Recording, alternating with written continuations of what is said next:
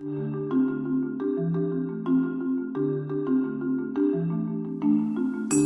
right, good afternoon, everyone. My name is Marty West. I'm the editor-in-chief of Education Next, and I'm very pleased to have the opportunity to welcome you to today's discussion of the results from the 13th Annual Education Next Survey of Public Opinion on Education Reform. We launched this survey in 2007 as a way to assess which ideas are for improving public education are gaining traction with the American public and with different constituencies within it. And I think 2019 is a particularly interesting time to do just that. The past year has seen continued activism on the part of teachers' unions, ongoing advocacy for school choice from the White House, protracted debates over the regulation of charter schools in several states, and at last night's Democratic presidential debate, and a series of proposals from Democratic contenders for a major increase in federal spending on K-12 schools. These ideas have not been at the forefront of American politics, but neither have they been entirely absent, as last night's debate illustrated. So just what do Americans think about school reform? How have their views changed over time? And what does it all mean going forward? That's what we'll have the opportunity to discuss today. And we have a great group of panelists to help us do so. Nina Reese from the National Alliance for Public Charter Schools, Paula White from Educators for Excellence, and Elizabeth Green from Chalkbeat. Before we hear from them, though, Paul Peterson is going to take about 20 minutes to walk us through some of the major findings from this year's survey. Paul is the senior editor of Education Next. He's also the Henry Lee Shattuck Professor of Government at Harvard University and a senior fellow at the Hoover Institution. So as Paul comes to the stage, let me take that opportunity to thank Hoover for their hospitality and their partnership in hosting today's event. So Paul, please take it away. Well, good afternoon. It is a pleasure to be here. The Education Next survey is a nationally representative sample of over 3,000 adult Americans, including an oversample of teachers and of African Americans and Hispanic respondents so that we can talk about opinion within each of these groups. The survey was administered this year in May, so think back to May and the timing when the survey was done. It's an online survey that has a lot of advantages because you can learn some things about your respondents before you pose the questions, and you can do some neat analysis as a result. So all of this information is available on the Education Next website under EdFacts. If you just go to the website, it's pretty easy to find.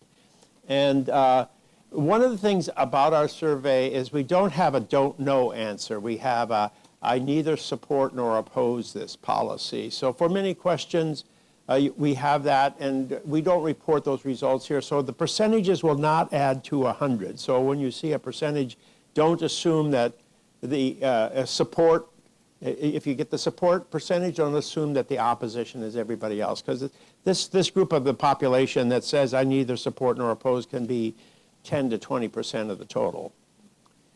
Okay, so as Marty said, this is the 13th annual survey, and one of the things we do in the survey is ask the same question year after year, and that gives us a chance to follow trends over time. But we do ask new questions each year, and I will turn to them at the end of the lecture to bring up some new topics. And then we have these survey experiments where we will divide the sample in half, and we will ask them slightly different questions. For example, we'll tell information to one group but not to the other, and then we can see what effect this information has on the thinking of the people who were being interviewed.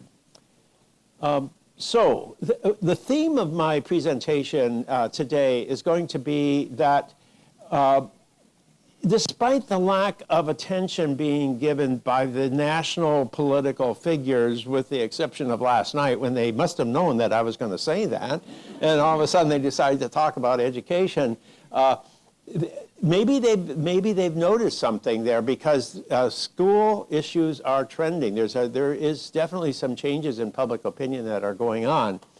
And they're more than just one-year blips, so they're not going to be picked up by any old poll out there. It's only one that's really doing systematic surveying over time is going to be able to track that, because you have to ask exactly the same question, and it's highly desirable to have the same administrative apparatus ask that same question over time, because there can be so many differences in responses once you have different kinds of questions or even different kinds of administrative techniques. So it's really a big advantage to be able to track trends using the same question and having the same type of survey from one year to the next.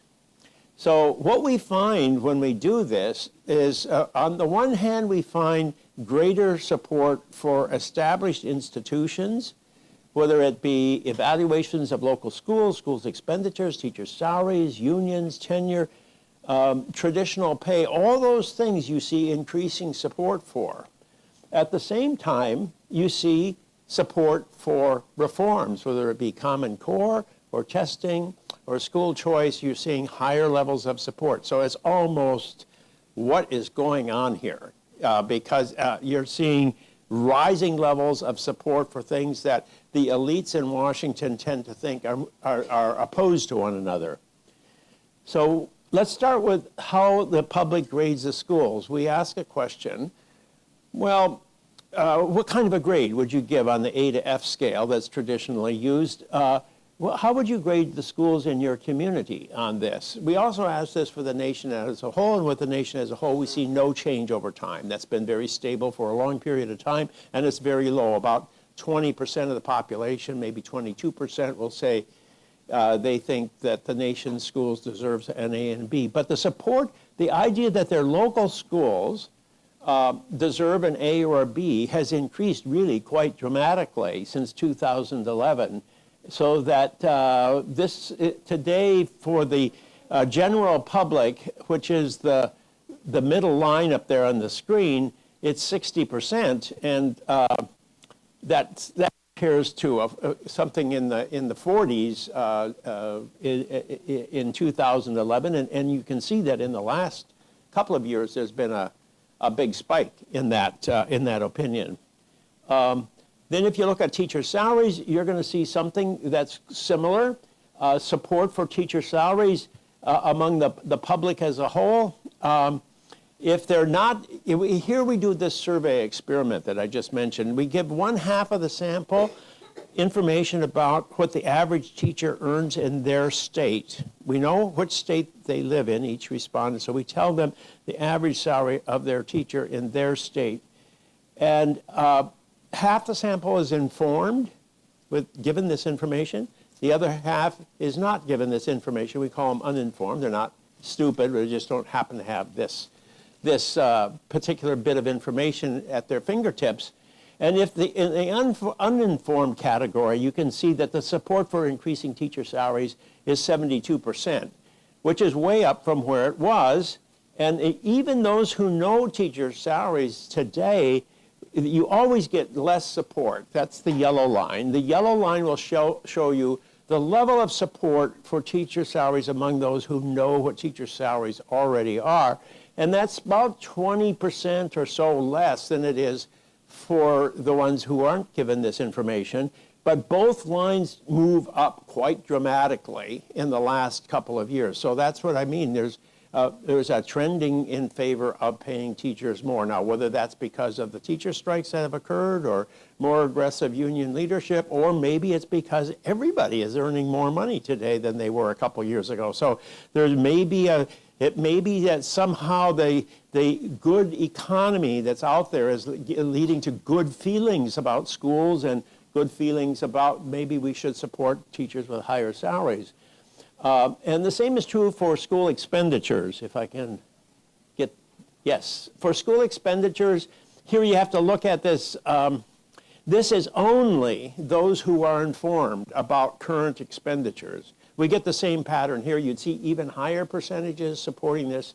But if they had not been told this information, but those told this information, that is for the general public, it's the support is that solid line, and the opposition is the other solid line. So this opposition is going down, support is going up in the most recent period. So this is the first time we've ever seen 50-50 support for increasing spending on schools when people have already been told how much is being spent. People get a little bit of a sticker shock when they're told, because $12,000 to $13,000 is being spent on average in the United States, and people tend to think it's more like 7,000 or 8,000. We've asked those kinds of questions, and so you don't get as much support when people are told what the actual level of spending is, but nonetheless, the trend line is up. This in both cases. Now, how about teacher unions? Teacher unions, we find that support for teacher unions has steadily increased in the last few years. Let us see if we can get that up. So it's gone up from the low 40s up to 57%. So that's a pretty, no wait, that's among Democrats. Among the public as a whole, it's an increase from the 30s to 43%. Now that doesn't mean that everybody else is opposed. That just because you have a lot of people who neither support nor oppose. So the important thing is not to look at that number per se, but look at the trend line. The trend line is up for teacher unions. It's not like you could have said, okay, teacher unions have become more aggressive. They're losing the public support. That's not what we're finding. So how about teacher tenure? Public doesn't like teacher tenure. So the red line shows the opposition to teacher tenure, which is greater than the blue line, which shows the support. And it is still the case that there is opposition, but there's less opposition. That opposition to teacher tenure has gone down, and the level of support has gone up. Of course, it's greater among Democrats and Republicans. There's a big divide on this between the two political parties, but the basic trend line is up with respect to teacher tenure. Now, how about merit pay? Once again,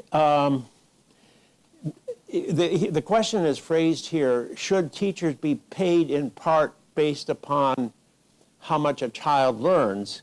And so the people who want merit pay are the ones who are in favor of this. And you can see that's fallen quite a bit. So support for merit pay has fallen. Opposition to merit pay has increased. So the traditional way that we paid teachers is certainly less questioned today than it was just a few years ago. So a lot of the traditions in American education are being affirmed by the public more today than ever before. Is it because the unions are doing a better job of messaging?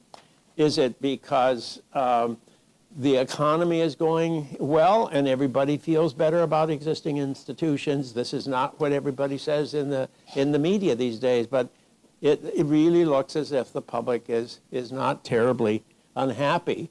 But then you look at the school reform issues and you see some surprising things there, because we find that some ideas that had fallen in popularity are regaining ground, and that certainly appears to be the case for Common Core. Now, we asked the Common Core question two ways. I'm going to go back and sort of emphasize that. As you may know, in the last few years, states have been deciding whether or not to use the Common Core, but half the sample isn't told Common Core, whether or not to use standards for reading and math that are the same across the states. So half are told the word Common Core and half are not told the Common Core, but the question is exactly the same except for that one little change in the wording. And what we see is that there's much more support for this idea if you don't use the word Common Core. The Common Core became a toxic phrase in the course of the campaigns that were mounted against it. But the idea of the Common Core, even if you use the word Common Core, has made a comeback. And I think it's the yellow line here that shows the comeback. It reaches a low point in 2017. It's rebounded quite a bit. It's not back to where it was at one time. And the same standards fell too, and they're almost back to where they were originally. If you look back to 2014, 2015. So this idea really took a hit, but it's made somewhat of a comeback. And the principle that's being articulated there has made quite a substantial comeback. So we also asked about student testing. And here the story is, it's always been popular. The annual testing that the federal government mandated was popular when No Child Left Behind was passed. It's still very popular. Opposition is this red line at the bottom. It's really almost insignificant, around 20%. So you see more support for this idea than almost anything else out there. And that support has actually gone up a bit. So, you know, it did reach a point as low as 64%. Now it's up 10 percentage points higher. So across the board, you're seeing more support for this reform as well. Now, how about school choice? Very controversial. The administration is supporting it. The administration is being opposed by both the Democratic Party and by the teachers union, and it's become a major issue.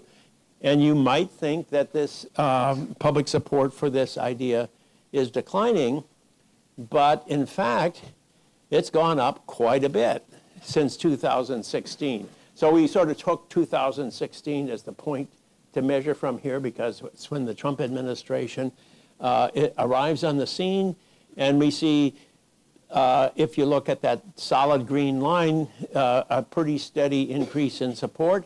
And if you look at the red line, the solid red line, you see a pretty steady decline. Now, of course, the support level is higher. Actually, this is the surprise in here. The support is actually higher among Democrats than Republicans. So the dotted line is the Democrats. The dashed line is the Republicans. Democrats like targeted vouchers better than Republicans. And that's been consistent through all of our measurements over the last several years. It's not like the Democrats at the ordinary rank and file level oppose targeted vouchers. They actually support them, and they support them more than they used to even just a couple years ago. So that's a pretty noticeable shift from the mid 40s up to nearly 50% for the public as a whole. So how about universal vouchers, vouchers for everybody? This is the wording of the question here was given that, once again, we divided the sample into two parts. One, we're asked about vouchers for low-income families. The other one is asked about vouchers for all families. And in this case, we see higher levels of support.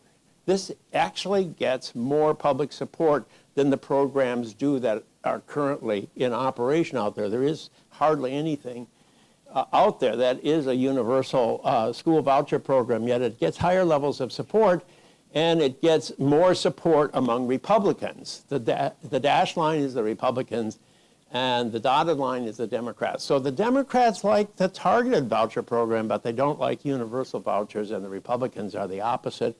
But the support level is still rising, and the opposition level dropped, although it's ticked up a little bit here. So there's more of a division of opinion than there was in the past. So you do get some movement in both directions, both for more support and more opposition, which means that middle category is declining. So tax credits, that's another school choice plan, much more popular than vouchers. Popular with both Republicans and Democrats. We don't see much of a partisan divide. If you're a school choice supporter, tax credits is the way to go if you want to get as much support as possible, at least according to all of our measures of public opinion. And then finally, we looked at charter schools, and here we see rising support for charters despite all the opposition. You might say that charters took a real hit when the U.S. Secretary of Education was being confirmed, and they became a point of discussion in that conversation because opposition ticks up in 2017. Support falls in 2017. Now you're getting a rebound, so it's almost back to where it was initially. and opposition. However, opposition has continued, and the opposition is particularly present among Democrats. Republicans, the opposition has remained very low. Republican support for charter schools has increased a lot. So you're getting some signs of polarization. It's always been there. The parties have always been polarized on charters. To some extent, you're seeing somewhat greater polarization. But we don't find that people know much more about charters than they ever did. A few years ago, we asked these two questions, and I don't have the comparison up here, but we thought, oh, this time the people know about charters now. But so, you know, 25% get the right answer, and everybody else either gets it wrong or confesses they have no idea. So, you know, it's only a quarter of the population. That's what we observed a few years back when we asked that question, and it's still the same. Here's the opinion of the Democratic Party on school choice, broken out by ethnic identification. So, and generally speaking, white Democrats don't like school choice. Minority Democrats are much more likely to do so. And it's a pretty big difference between the two. There's a pretty big difference between the two parties, between these ethnic groups. So I think maybe that's what happened on the stage last night when nobody wanted to take a strong stand for or against charters because they noticed they're within their own party. You've got a breakdown by ethnic group, which is they're not all on the same page. So now we did ask some new questions. Do I have time to wander into them? Very quickly, another minute. What grade would you give four-year colleges and universities in your state? Colleges and universities are really in the firing line these days, but the public likes their colleges and universities. Much higher levels of enthusiasm for either their state colleges or the nationwide colleges than for K-12 education. So these institutions still command a great deal of support. We asked the same question: would you give the colleges and universities an A or a B? That we asked for the other schools, but we see much higher levels of support here. And then we did ask a question about funding by the federal government. First of all, we asked people how much of K-12 education is paid for by local governments, by state governments, and by the federal government. And the reality is about 45% comes from the state, 45% from the locality, and only about 10% from the federal government. So in our districts, it happens to be slightly different from that. But that's the basic story, 40, 45, 45, 10. But people think it's about the same. They think it's closer to one-third, one-third, one-third. So when you tell them how much is actually being spent by each level of government, support for the federal government picking up more of the tab is really very high. It's 60%, even if you aren't told this information, and it's 67% once they find out the federal government is paying so little. And correspondingly, there's less support for raising more money from the state government or from the local government. People would rather have the federal government pick up more of the tab in education. So you heard in the presidential debate last night, lots of advocacy for a larger federal role in the financing of American education. That's very consistent with what we see in this poll. Okay, so how about expelling or suspending Black and Hispanic students at higher rates than other students? This has been an issue here in Washington. You can see that the public is basically opposed to this. About half the public was last year, half the public is again this year. And only about a quarter of the public is in favor of it. Another quarter doesn't have an opinion on it. So that's one of the policies that we can't see any change in opinion, at least in the last couple of years. And we asked this question once before. We've seen a slight change, slight more support now than previously. Should have had that appear on the slide, but you can see it in our interactive graph if you really want to dig into it. Okay, so the conclusions are, there's a lot more I could talk about, but time is short and we want to hear the panel. So, thank you very much.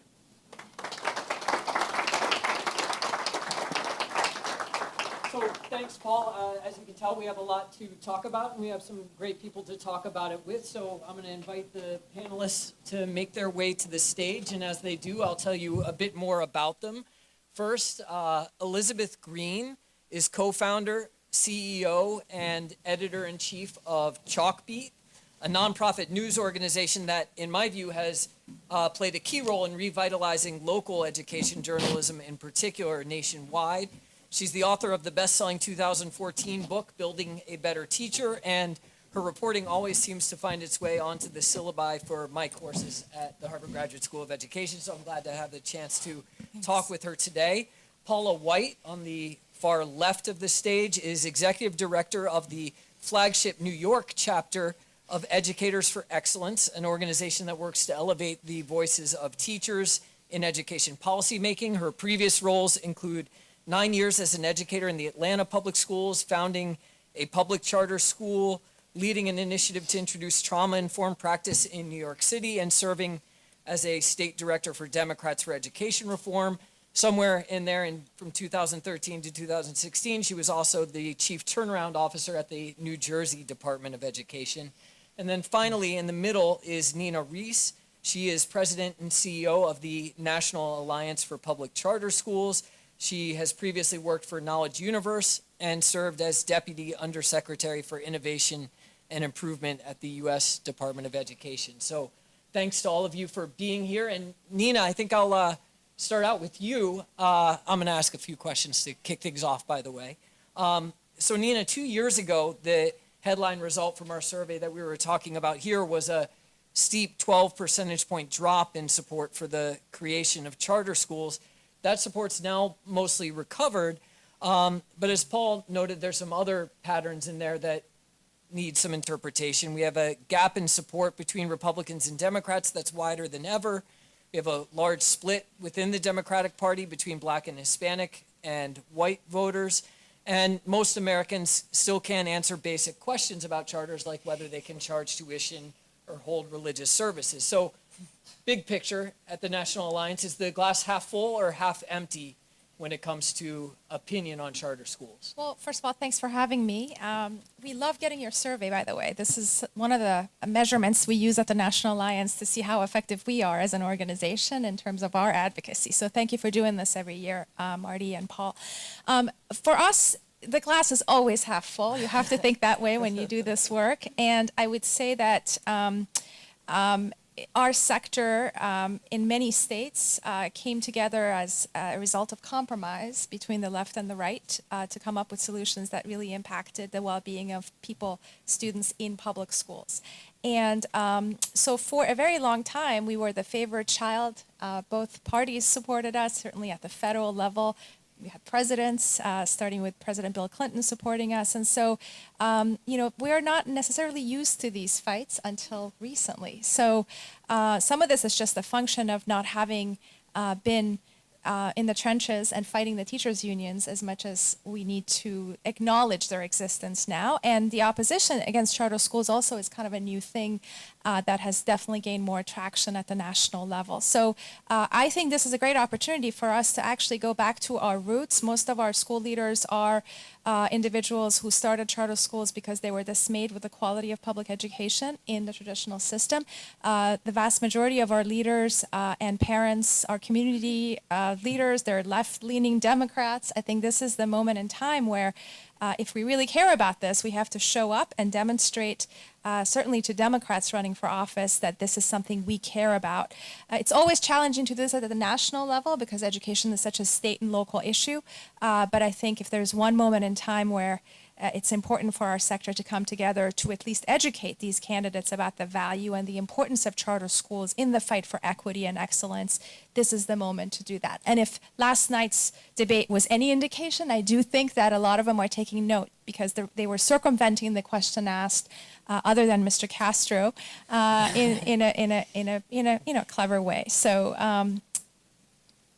And how can we help people understand what a charter school is? You all have made a big effort, even in your name, to emphasize that charter schools are public schools, and I'm not sure how well that message has gotten through, but it seems that just the basic concept still seems very unfamiliar to the public, despite all of the attention that it gets. We have more people taking a position, but no more people understanding what they are. So you wonder how informed those positions are.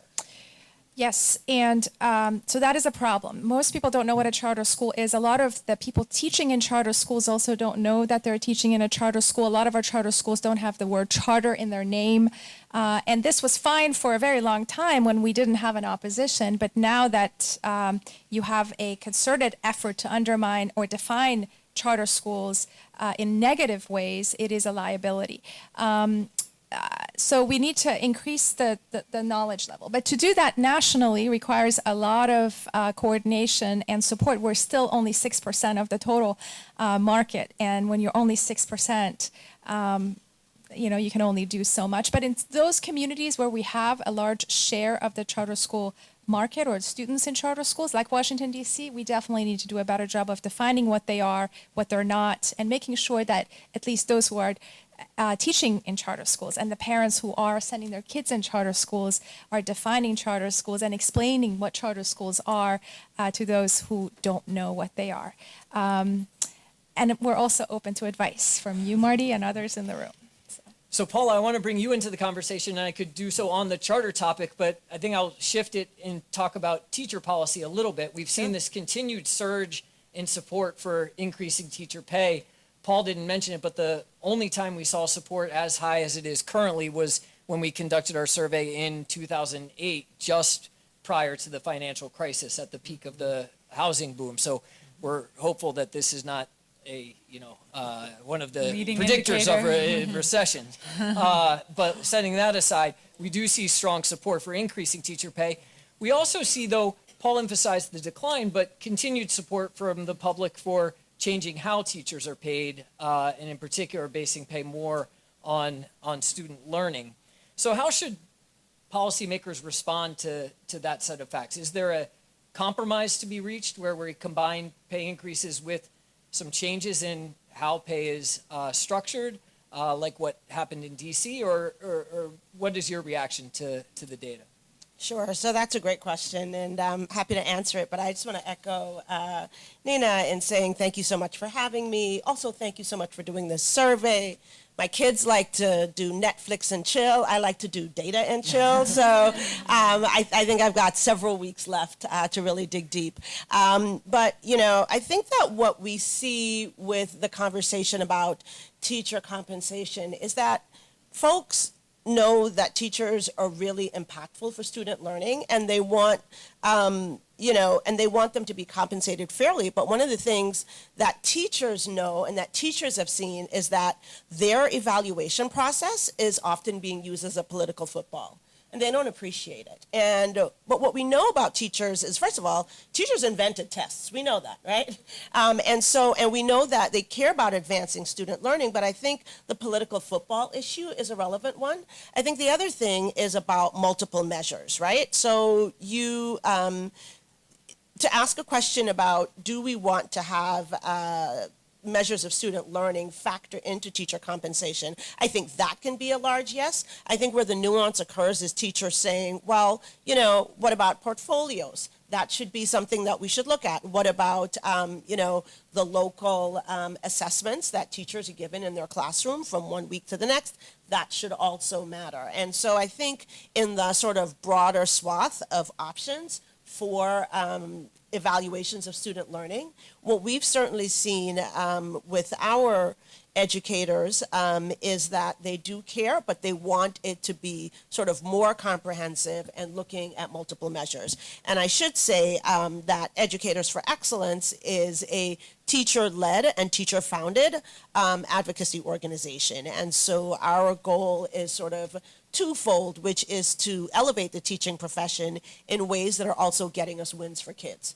And just in recognition of the fact that teachers are typically subjects of change and not agents of change. And I can certainly attest to that, having been in the classroom for close to a decade. And I would just, we would get edicts and we would hear about what was happening. And so I think that really is what is at the crux of the issue. And I think that to the extent that you have 10 or 12 hours to sequester people and get really deep into the questions, you might be able to tease that out. But, obviously the constraints of a survey don't always allow for that level of nuance to be elevated. Yeah, you mentioned evaluation becoming a political football, and that was certainly the case in the last few years of the Obama administration, where they had put a lot of effort into convincing states to adopt new forms of teacher evaluation that teachers seem to have reacted very negatively against. And so it may be that teachers sort of were really responding to how that process unfolded, and that sort of has made them skeptical of the idea more broadly. And so I hear you saying that it is possible, though, to restart that conversation. Well, I think it's certainly possible to restart the conversation. I think that, and I think the conversation should be ongoing.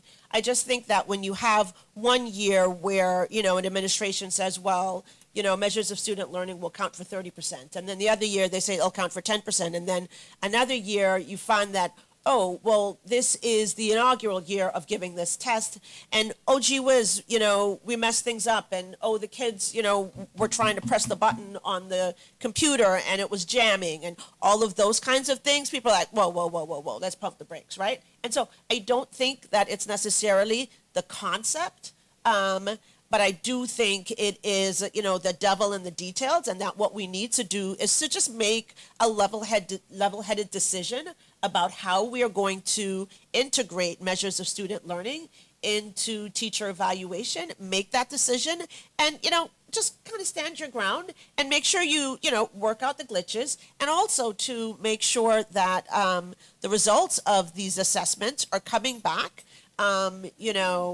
in enough time to inform student learning, right? So, those are just some of the issues that I think are really relevant.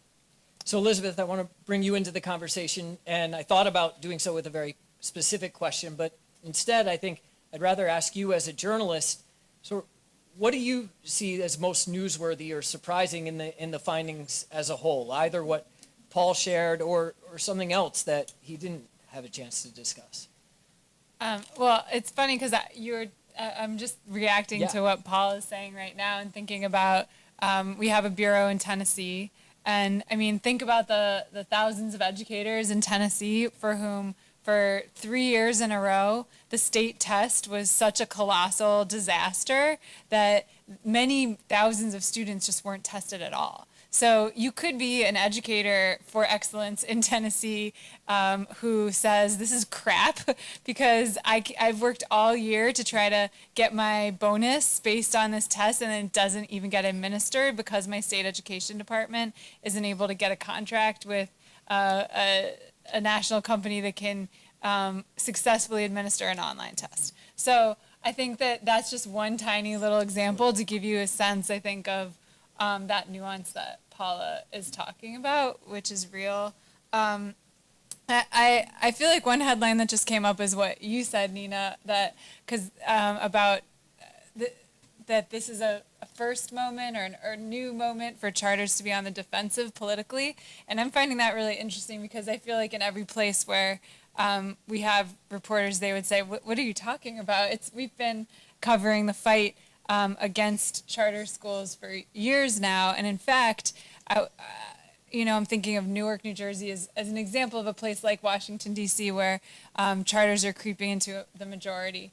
And we were very interested to see this past year in Newark, the city returned to local control after 22 years of state takeover, and kind of many of the institutional power brokers, the old power structure kind of crept up, took back over control, including and chose a superintendent who was the superintendent of tradition against many of the reforms. But even he has really stopped short of opposing charter schools. In fact, he has a partnership with KIPP locally in Newark. And so I feel like there's multiple trends at work. Maybe what you're seeing at the national level is one, but then many local places, I think the political dynamics have really changed for charters. And Nina, I was also surprised to hear that you say that charters hadn't had much of an opposition historically. So help us understand this paradox. I should probably go back historically to when it all started. So when the charter school movement was first born, in a lot of states, it was a reaction to the voucher movement, the fact that a lot of Democrats felt that the only option available for low-income families was a private voucher to go to a private school. And so we did an analysis looking at the split between Republican and Democrat in all the first set of states that passed charter school laws, and it's a pretty interesting split, definitely bipartisan, and it lasted that way for quite some time. I would say in some jurisdictions where you have had like New York and New York City and Los Angeles, where the share of the market has increased, or you've had individuals running charter schools who have definitely been a little bit more assertive in expanding the reach of charter schools or taking on the establishment, the fight has been more pronounced. But at the national level, we haven't had to have these fights. And so when President Obama was in office, as you know, Race to the Top and I-3 and all the initiatives that he enacted were things that, again, a black Democrat supported. So that's what I was alluding to, is that at the national level or federal level, we haven't had to necessarily have this discussion. Presidential candidates up until recently have usually been very positive about charter schools.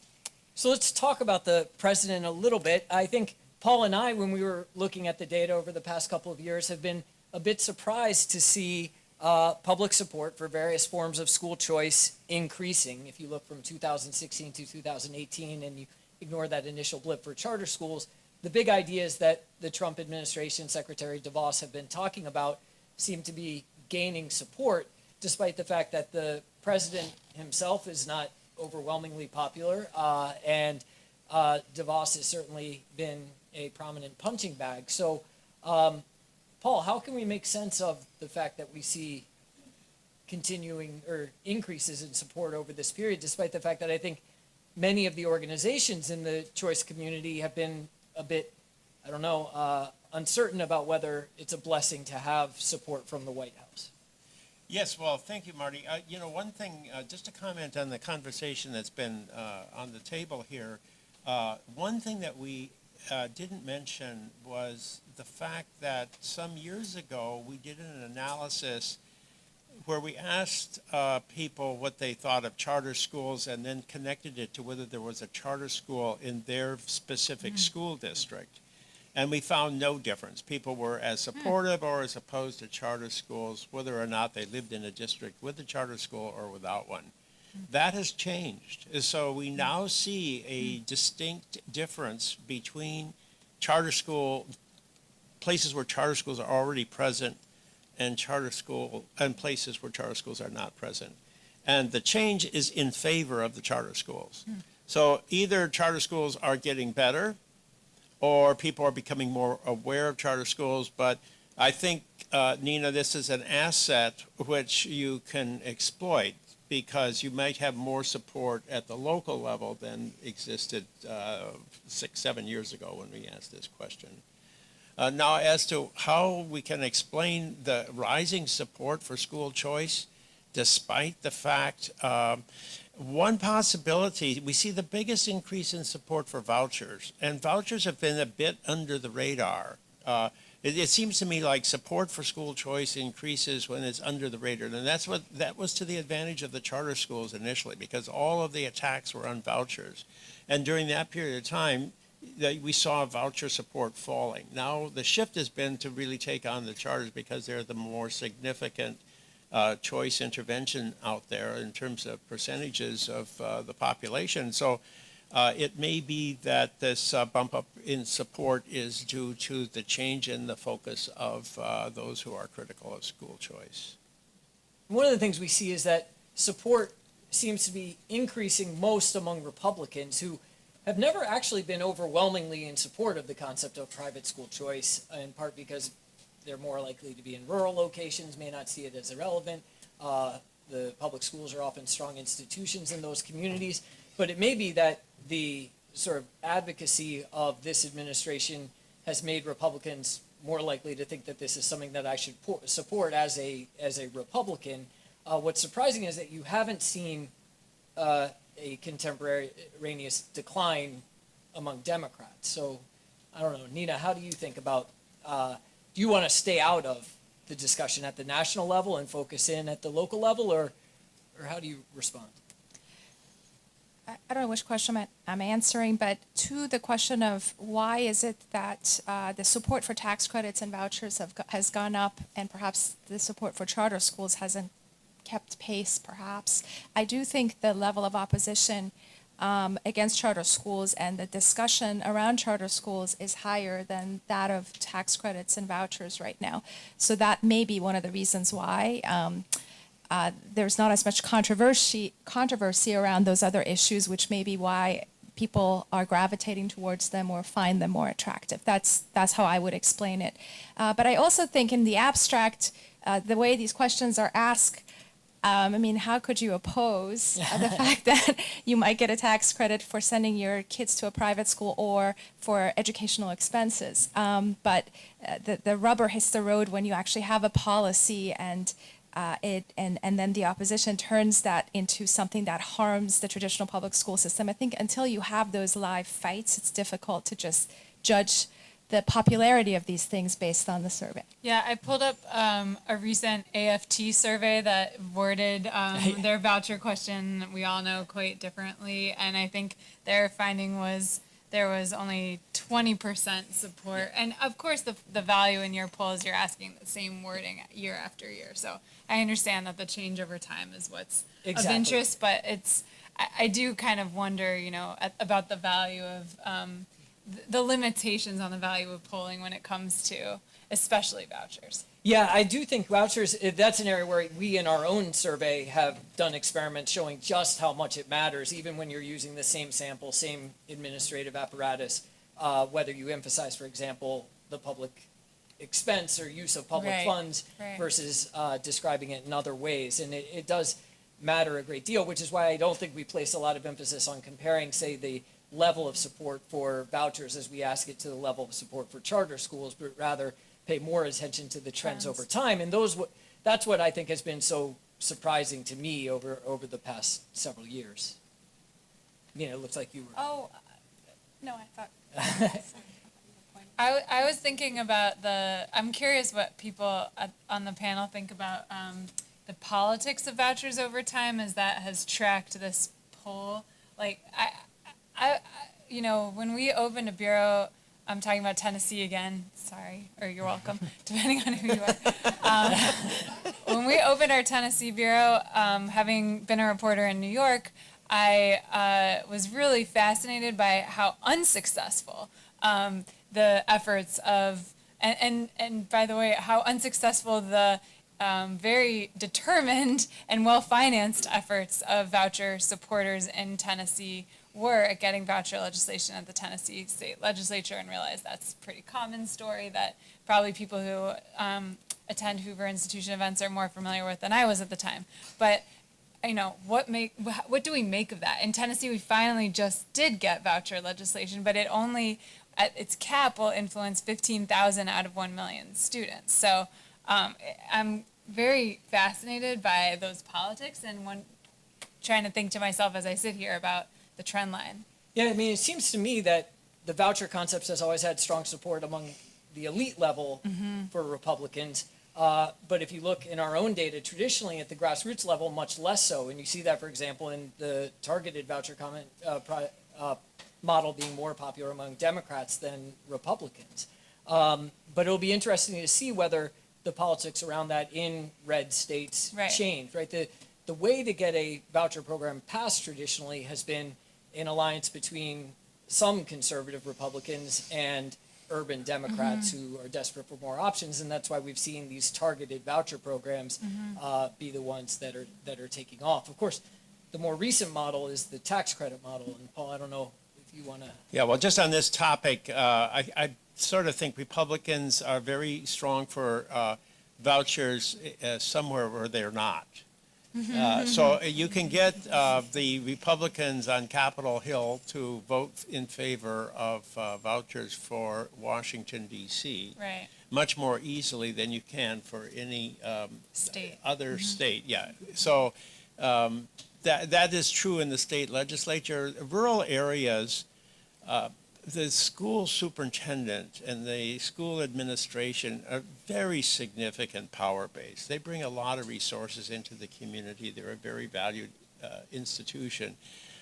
they do not want competition. They don't want to see students leaving their schools and going to private schools instead. So they're almost and that's where Republicans are elected in many state legislatures. So that's a very, very overcoming that opposition. Well, the way you overcome that opposition is you create a voucher program for an urban area, such as Milwaukee. In Wisconsin, the only compromise that would work would be, that was where the first voucher program was, well, let's do it in Milwaukee. Now it is spreading throughout the state, sort of gradually penetrating into other parts of the state, but it would never have been able to have passed legislation that was outside Milwaukee initially. It's a good point. I was just learning about the largest employer in many school district areas of West Virginia is the school district. And so to your point about why would a state lawmaker allow for competition?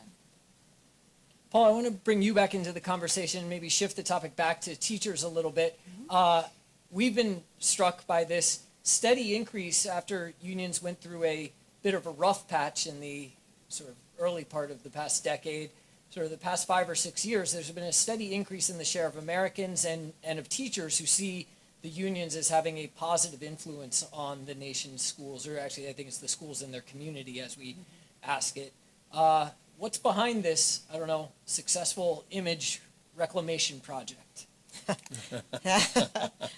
So what I would say is, first of all, that unions are a huge locus of power. And that they have an impact and influence at every level of the sort of teaching and learning process. So that's really important to recognize. I think something else that's really important to recognize is what Mary McLeod Bethune said, which was that power intelligently directed can lead to more freedom. So power isn't necessarily sort of a bad thing, right? And as a matter of fact, I don't think it's a bad thing at all. I like to exercise my power. But I think, the question becomes people getting an understanding of some of the issues that are on the table for teachers that have been elevated by unions. So if I live in New Jersey, or if I live in New York City, or if I live in Massachusetts, I may say, oh, well, our teachers make about, $75,000 a year on average. That's what my cousin makes. They've been teaching for a while, or they've got a master's degree or whatnot. And then you turn your TV on and you see a state where, folks are going on strike and the unions are sort of touting that. And you say, wait, what? They make $40,000 after what? How many years? Are you kidding me? And so I think that the elevation of those issues to really sort of educate the public about sort of the, wide disparity around teacher compensation has been very impactful in terms of the way that unions are viewed and the value that they can or do bring. So I think that is really significant. Yeah, that's interesting. One interpretation of the fact that we've seen this increase in support for school spending and salary increases is that people have come to see that as a more important issue, and that's one where obviously the unions are leading the charge. And so to the extent that you're placing more weight on that relative to other areas where you may disagree, you may see them as having a more positive influence. Yes, and I would also say that, I think that within, the structure of the unions, there's a lot of room for pushing, issues of equity, issues of excellence. And so, part of why unions are important and part of what we seek to do at E4E is to really build a more diverse and democratic union and really encourage our members to have their voices be heard. When I was in the classroom for, 9 years, people, the first year was a bust, but after that I got, pretty decent, and people would say, you're such a good teacher, you should become a principal. You're such a good teacher, you should, and so the idea was, you're such a good teacher, you should do something else, which is kind of strange on its face, right? And so what that speaks to is there a place for differentiation around teacher compensation relative to taking on, additional responsibilities? If you are, really good at advancing student learning, would it be appropriate then for you to be a mentor teacher or have some coaching responsibilities as well as teaching? And So I think there's lots of room for those kinds of conversations in terms of, and not just compensation writ large, like teachers need to be paid more, period, end of sentence, but like, how do we think about the roles that teachers are taking on, and many that they're already taking on without additional compensation, and how do you think about it in terms of hard to staff subjects, hard to staff areas, and so those are the places that I think teachers are really also interested in having those conversations, which the public may or may not be, super dug into, right? Just because it's a little bit into the weeds. And to some extent, that becomes an answer to the question I asked earlier: what does a potential compromise around a pay increase look? If we can look beyond a sort of crude version of merit pay towards something that allows for more differentiation along lines of responsibility and role, then maybe that becomes more of an answer. Elizabeth, in writing your book, you certainly thought about some of those issues about how the teaching profession could evolve. Where can you take us? Yeah, I think I was reflecting on, it's interesting that another finding that I read, a poll finding, is that for the first time ever in the history of whatever this poll was, parents would prefer that their children not become teachers. And I think that's kind of the backdrop that these findings should be looked at as well. Also, it just is true that relative to other college-educated workers, teachers' pay increases have always been behind, and the rate at which that is happening is slightly higher than it has been in the past. So I think, Paul, you made a comment about the economy and the place of the economy in the backdrop here. There's also a backdrop of teachers feeling under assault and teacher salaries rising more slowly than their peers. It's complicated because we've shown that, Paul mentioned that support for increasing teacher salaries is lower when you tell people what teachers currently earn, so they actually think they earn less, and we've documented that by asking how much do we. It's an amazing finding. There's a perception that teachers earn actually a lot less than they actually do, about 2/3 of what they actually do, and presumably part of that perception has to be part of why parents would be less enthusiastic about their child becoming a teacher, because they, that becomes a barrier to recruitment.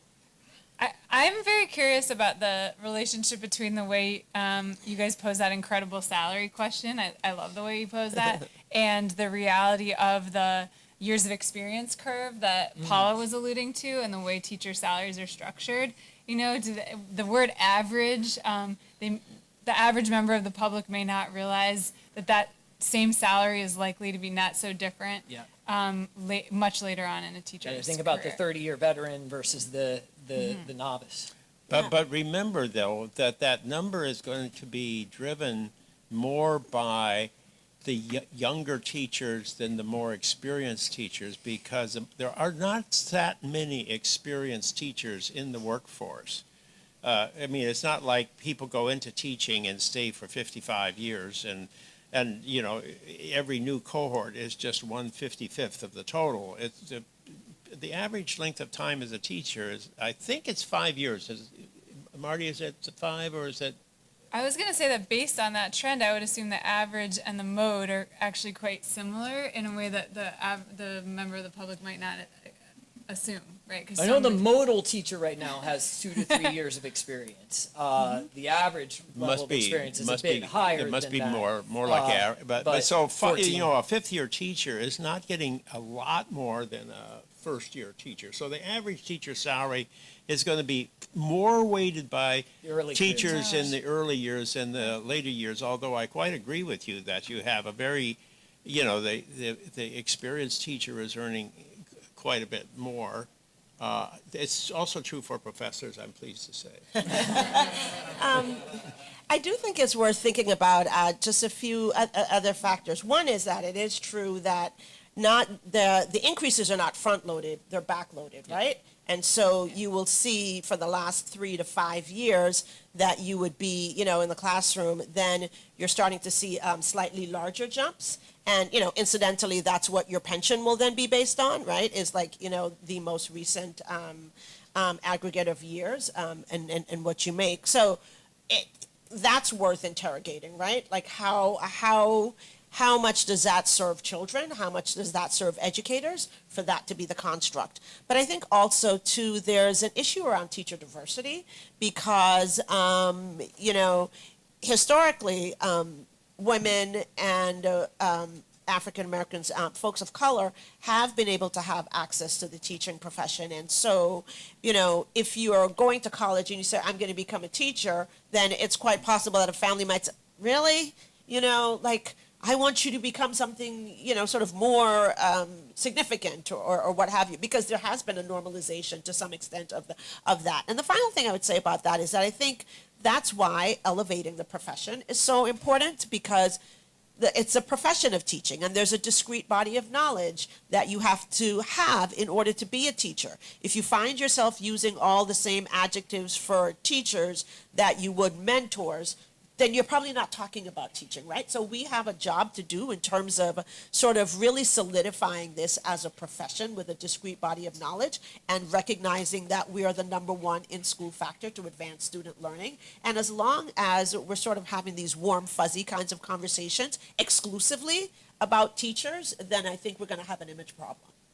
So I'm going to open it up to the audience in just a minute. I hope we have a system for getting a microphone. So start thinking about what you want to ask these folks, but I'll just wrap up this stage of the discussion with one more question, which is, how prominently do you think we'll see education issues like those we asked about or any others figure into the presidential campaign, either in the Democratic primary stage or in the general election? And how prominently do you want them to figure in the presidential campaign? So Nina, I'll start with you. You've already seen a lot of discussion about free college and universal pre-K. I think those issues will continue, and they tend to be quite popular, and increasing pay for teachers at the federal level. I'm not quite sure exactly how they're going to do that, but so it's already been a talking point that they've used quite a bit.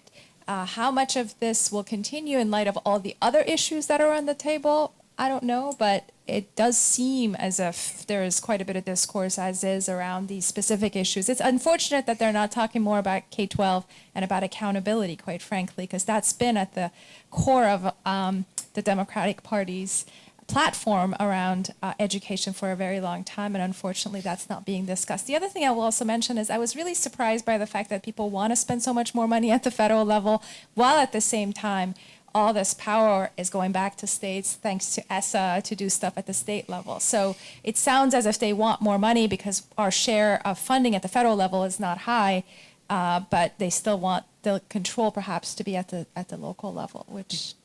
Yeah, Paul didn't mention, we did ask about free college for the first time this year.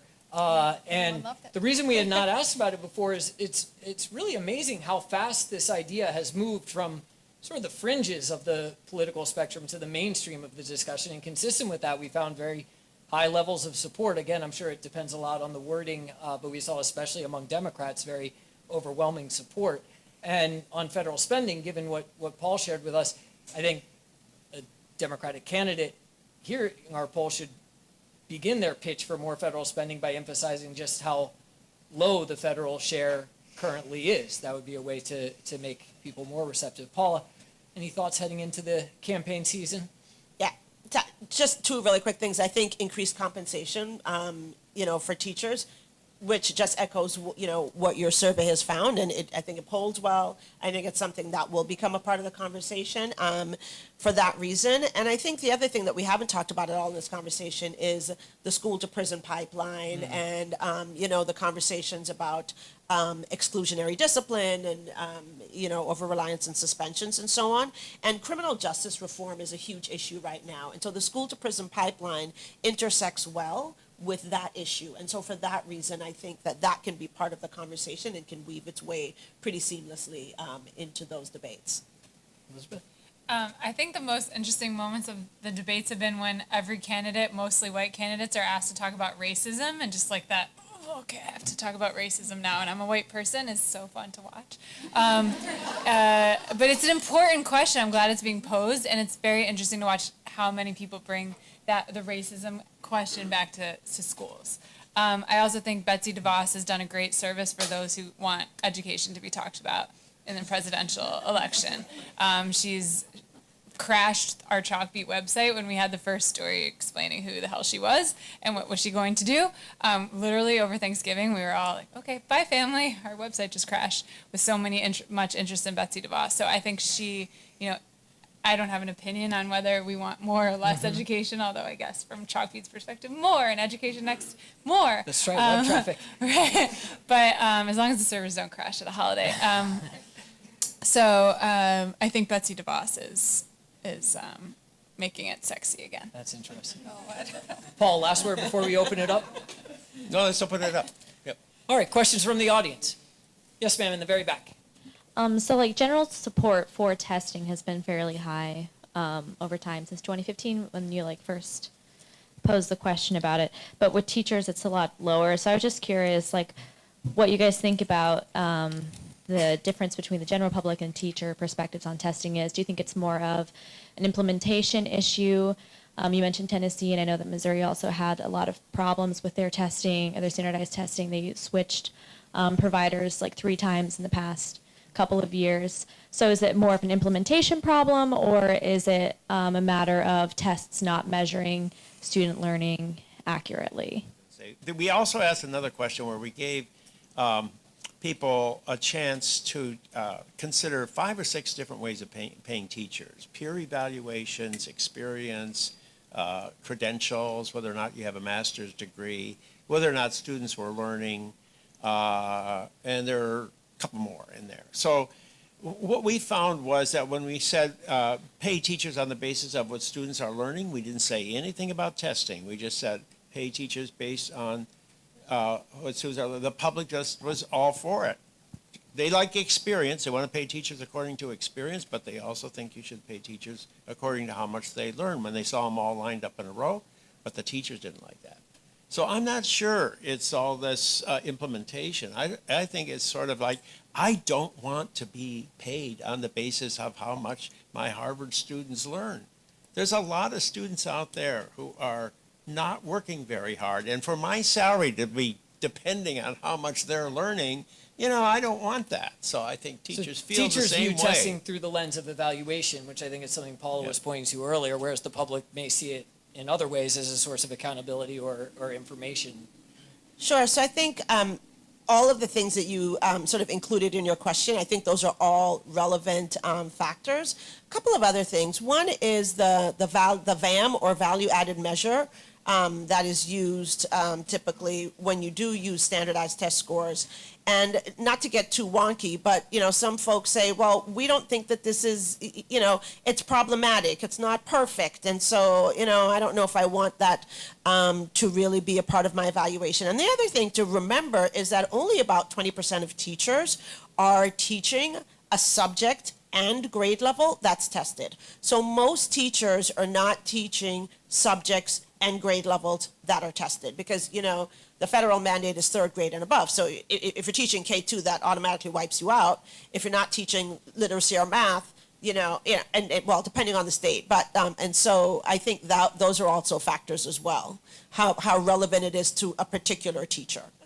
Well, I just wanted to say I was actually surprised by the findings that testing was that popular, because in looking at surveys done by other organizations and focus groups, the one area where parents unilaterally, whether they're Republican, Democrat, or in the middle, had an objection was testing and over-testing in the classroom. So I'm just curious as to how to reconcile these findings. I was also really surprised by that finding. I was recently talking to a conservative organization that did sort of applied their corporate side's market testing approach to, and they said the number one thing that everyone agreed upon was they hate testing. So that was interesting. Yeah. But I guess another thought in response to your question that I'm having is, I would hope that sometimes public opinion responds to public reality. And I feel like what Paula is alluding to politely is that the reality of implementing these ideas isn't just about the state test goes online and it doesn't get administered. It's that you actually put value-added models into practice, and you see that, 15% of teachers will have, depending on the model, big fluctuations in whether they're good or bad, depending on the year, and may have no relationship at all to what they actually did from one year to the next, which can look quite nice in a, a piece of paper looked at sitting in a DC think tank. But when you're do 15% times 3.8 million teachers, and yes, it's not all of them who are tested, but that's a lot of teachers who are going to say, I don't get my bonus because this model has 15% margin of error. Like, screw you. I don't like this idea anymore. So I would think that there might be some relationship between reality and opinion. Yeah, a possible reconciliation is that we are asking in the question that Paul reported on here, a very sort of basic requirement, just, should there be required that tests be administered on an annual basis, rather than asking about various uses of test results, which I think can become more of a source of controversy. My interpretation of what's happened over the past several years with the recovery of support for annual testing and Common Core is that the Every Student Succeeds Act, by really, I guess, removing some of the accountability uses of tests, has largely diffused the controversy over just administering the tests themselves. But I think we have to be, so that's one possible way of reconciling them. Hi, thank you for your comment earlier about recognizing, Paul, in some states where the compromise in your example was vouchers, a compromise between Republicans and urban Democrats. That is the same experience I've had around charter schools. And so my question is, in the survey question about knowledge of kind of the characteristics of a charter school, those were really surprising findings. Did you notice any patterns when you disaggregated it by geography, or even was there any kind of urban versus rural breakdown? It's a very good question, and the answer is we haven't turned to that kind of more fine-grained analysis yet, but that's a good suggestion, and we'll do that. For example, we would like to see whether or not they really do know more about charter schools and the places where charter schools are actually present. Right. You would hope to find that, but we don't know yet. We always hope to leave these sessions with at least a couple of ideas that we can do right away. And so that's embarrassingly that we haven't done it, but good that we can do that right away. One of the issues that I feel like has been emerging in public schools in the last several years is the focus on civics education. And, so we know that for a long time, economic outcomes have been heavily stressed and international competitiveness, but now with divisions in society becoming more apparent, it feels like there has been a resurgence towards the civic mission of schools. And I'm curious if there are any questions in your data or in the survey that are helping to sort of peek under the hood a little bit on how public opinion is changing, if it's changing around sort of the economic competitiveness angle of schools, that mission of schools versus the civic mission, and living in a multicultural society. Marty, you can respond to this too. We did ask a question a few years ago about how much time should be spent on various subjects, and we found out that the public really wants to emphasize math and reading more than anything else, and other subjects, they sort of said yes, other things as well, not exclusively that, but if there was any emphasis, it was on that. Now, we could take that question and ask it next year and see if there's been any change. And we have some other questions in there like that. I don't know if you can think of it. I have to admit that's been an area that we've struggled to find the right way to ask about it. One of the ideas we considered is asking whether people thought students should have to pass the citizenship test in order to graduate from high school, which is not the center of the debate, but some people have floated that kind of idea. But I think we've not yet found the right way to really get a sense of the underlying sort of degree of interest.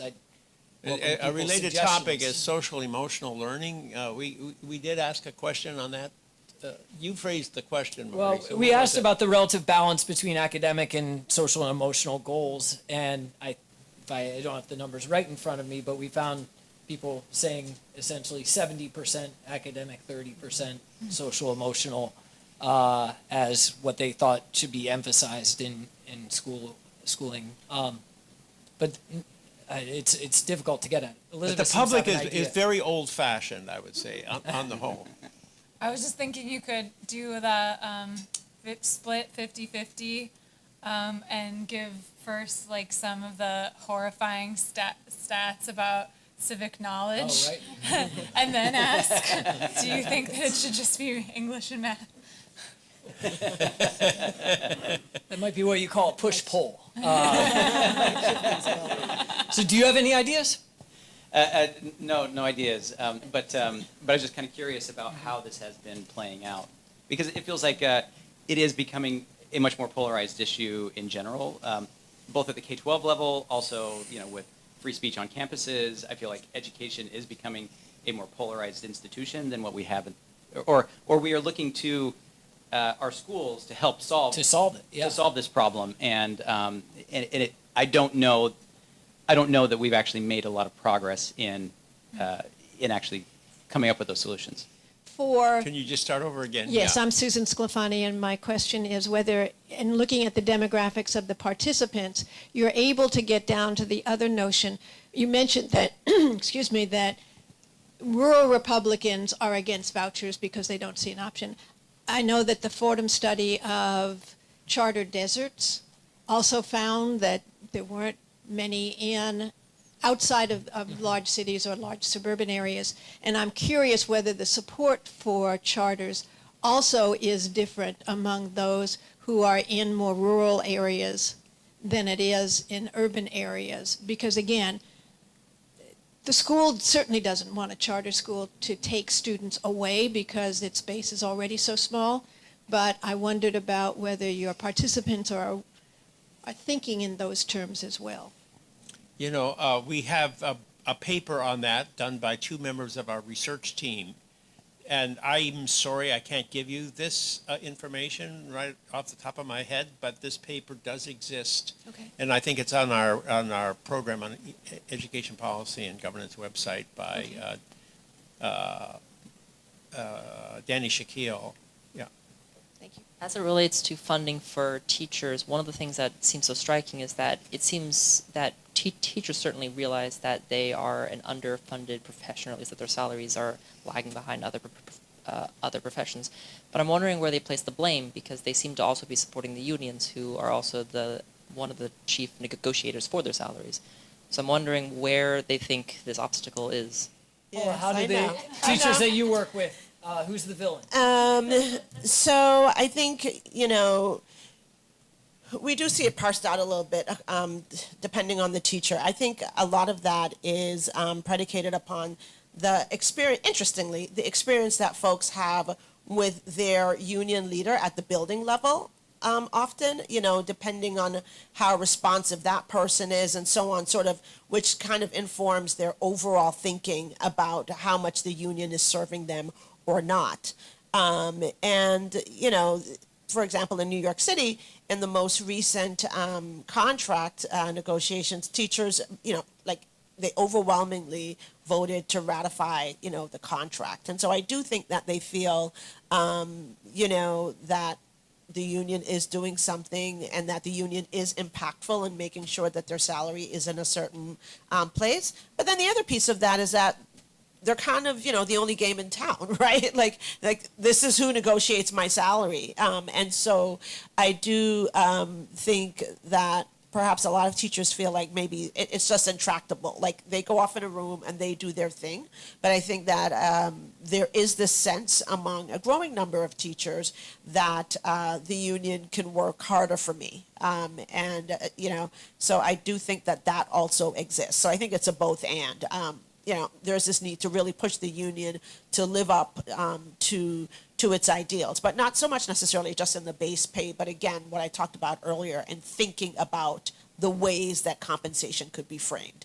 I mean, don't teachers look to lawmakers and when they think about teacher salaries, and can't we see that in a lot of the political activity of the last year? I would say, yeah, absolutely. I mean, I think part of what happens with the conversation, right, is that, it's like, well, teachers should be paid more. But when you get to the legislative place, that's when we say, well, what is the bucket of funds that we are even allocating for teacher compensation, right? And why are we just thinking about this in this reductive way? So that's definitely the case. But one of the things that we see when we bring educators to lobby days, to the state legislature, is that they are not necessarily so embedded in that process, and they may not fully appreciate sort of, just all that goes into sort of where the money gets placed and all of that. So I think a lot of it is just an education process for teachers and, and for the public as well. And even those of us who think we know a lot. Yeah, I'm just thinking about all the protests at state houses that Sure, yeah. different states have seen. And in New York, there's a different set of context than in, say, Colorado, where teacher salaries are pretty depressed relative to middle-class professions there, and it's pretty clear who the villain is. So, but I want to just put a fact in there, because expenditures per pupil have gone up quite dramatically, not so much in the last 10 years, but certainly over the last 50 years. And teacher compensation has only kept pace with teacher compensation in other occupations, and not even that when you talk about the people who have a college degree. Among people with a college degree, teacher compensation is lagging that of other occupations. So, but the money going into education has been increasing at quite a steep rate. Now, what has really increased is the number of people working in the educational system, and especially the people who aren't teaching. The school systems have a lot more people doing things other than teaching than they did 25, 30, 40 years ago. So, they're the villains. Who is it that's deciding that the person who's not teaching is much more important than the one who is teaching? Yeah, we don't need any special education administration. No, I'm just kidding. And the cost of the retirement benefits that Paula mentioned earlier are also a factor in keeping take-home pay down. Yes, ma'am, in the middle. We need to wrap up in the next 5 minutes. So. Okay, just curious if y'all wanted to, if there was any connection you thought about the Janus ruling at the Supreme Court to any of this public opinion at all, but obviously particularly to the opinion of teachers' unions. I think that there was a lot of doom and gloom predicted for the teachers, and yet they've really, really rallied and are now seeing improved public opinion. So. Well, it's still pretty early in the game. I think some folks said, that folks were going to sort of move away from the union when it was no longer obligatory in the same way. And what we've seen in various locales, and what E4E said was, no, we don't think that that's what's going to happen. And that's not what happened. But it's very, very early on. I think that as time progresses, folks are going to be thinking more about, like, what's the bang for my buck. And it is true that public opinion is impacted by, we got this win, and, we went down to the State House, the union led this, but sort of beyond that, there are a lot of issues. There are a lot of issues from, council, lots of issues that we can really, really get into. And if the union is not extremely responsive to those things, I think the honeymoon phase will be up pretty quickly. Yes, sir. Hi. I wanted to ask a question about the school to prison pipeline. I think it was a great point that Paula made, that it's something that should be talked about even more. So what would be a good way to approach discipline for teachers? Right now, California just passed a law making suspension basically banned for disruptive behavior, I think from K through 8. Is that a good kind of approach to do it from top down? Is there a better way to do that? I think there's a better way, but also like a more comprehensive way.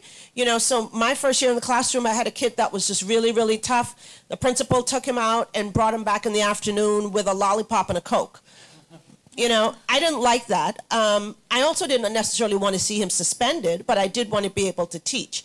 And so what teachers want, because E3, we did a survey ourselves last year, and one of the things that we found was that teachers want more options other than exclusionary discipline, but they also want training and support to make sure that they can do it well. So just saying, suspensions are off the table, we can't do it, that gets a lot of teachers upset, because if it's not comprehensive, then, they're going to feel like they're forced to keep kids in their classrooms. They don't have the strategies. They don't know what to do, and everybody is suffering. So as long as there's a holistic approach, then I think that that's where we need to go with that. Yeah, our data that Paul shared would certainly suggest that sort of the mandate that disproportionalities be eliminated, or maybe that suspensions be reduced, is not something that even teachers really support, but as your other polling shows, really a more comprehensive approach can find support. So we're about at closing time, and as I mentioned, one of our goals for these conversations is always to generate new ideas. So as we wrap up, I want to ask our panelists, if you could add one question to next year's survey, what would it be? What do you want to know about what the public thinks about the schools? And Elizabeth, if we add yours, you need to write an article about it in Chalkbeat. So, See how tough this is? The underappreciated poll writers of America. I'll go first. Go. We've done a lot of polling, and one of the questions that has surprised me quite a bit is the level of distrust that parents have of other parents making choices. So it seems like it's something that if they're doing it, it's a good idea, but if low-income families or others are exercising it, it's not as popular or as good, and to the point of pointing to the fact that they trust teachers and the establishment more than they trust other parents making choices. So it would be good to see if your survey can talk a little bit more about this. And then the other thing I'll say, because Susan is sitting here and she's doing a lot of international work, is, and I know you have to describe the question before you ask it, but I do think raising the awareness on what is coming at us from these other countries and how much more seriously these other nations take their education, and the degree to which they're not quite as dependent on public opinion and support for these things in order to make their schools better, has just fascinated me. And I don't know how much people understand that, in order to get ahead, sometimes you do need the one-size-fits-all approach, and you do need to have a system in place to really replicate success, and do so without having to constantly rely on local school boards to make these decisions. So I don't know how to phrase the question, but it would be a good one for you to think through. Paula? Sure. So I would say teacher diversity question. Teacher diversity is a huge issue and challenge. So I think the first question, it would be 1.5 questions. Yeah. So the first question would be, what was the first grade where you had a teacher of color? Like, how old were you, or what grade were you in, or, what have you? And then the second piece to that, this is the half question, would be, did you find it, like, what did that mean, right? Was that impactful in a way, or, do you think of it in a neutral way, or what? So just to try to tease out the impact of teacher diversity and see how that may poll differently, possibly, for the folks that you're polling of color, or the folks that are white, or yes or no. It would just be interesting to see what that data would be. It'd also be interesting just to see how well informed Americans are about how unrepresentative the current workforce is, the current teacher workforce. I think that would be, very much so. Definitely disaggregate, because the charter numbers will be higher. Elizabeth. Have you asked a question about racial integration of schools? So we have asked whether school districts should be permitted to take race into account in order to create more diversity at the school level. We've also asked whether they should be able to take income into account when assigning students to school to create more diversity. We've asked that twice in our polling history. One early on, right after the parents involved decision made it harder to use race for that purpose, and once much more recently. Neither time did we find particularly high levels of support for that, at least in the way we asked about it. But I'm sure there would be other ways to try and get at the extent. I'd be curious if people think schools are appropriately integrated or inappropriately integrated. And then I have a self-interested question, which is I love the questions that reveal a lack of knowledge about education. I find that very interesting as somebody whose job is to increase knowledge about education. So if you could target Chalkbeat districts and then target non-Chalkbeat districts. Disaggregate accordingly. Where do you get your news? Well, all right. Yeah, Well, thank we've you. already done that with Education Next. On that note, we will Really, thank you for inviting me. well, and thank you for joining us. Everyone, please join me in thanking our panel.